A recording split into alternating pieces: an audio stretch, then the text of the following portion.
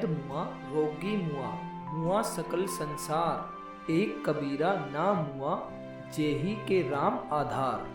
संत कबीर यहाँ बहुत बड़ी बात कर रहे हैं, अद्भुत बात कर रहे हैं। ऐसी बात अन्य किसी भक्त ने नहीं कही। संत कबीर कह रहे हैं कि मैं नहीं मरूंगा। वे कहते हैं कि मैं तो मरूंगा ही नहीं, यदि राम नहीं मरता तो मैं भी नहीं मरूंगा। मेरा आधार वह राम है जो अनादि अनंत अनश्वर है।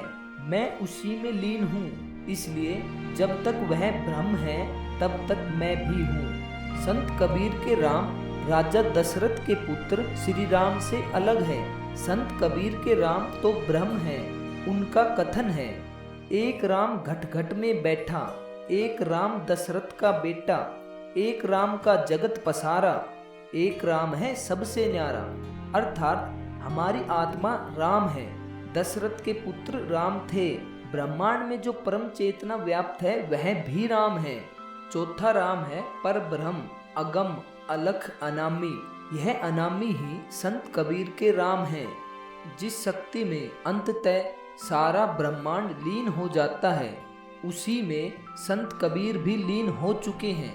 इसलिए संत कबीर कहते हैं कि एक कबीर ना मुआ, जेही के राम आधार। इस दोहे में संत कबीर कहते हैं कि इस संसार में जो भी शरीर जन्म लेता है वह मरता भी है।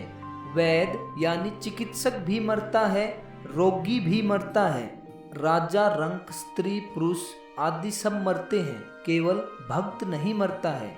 ऐसा भक्त जो दैहिक रिश्तों, राग द्वेष, जन्म मृत्यु के भेद आदि से ऊपर उठ गया है, ऐसा भक्त आत्म भाव से ब्रह्म भाव में लीन हो जाता है।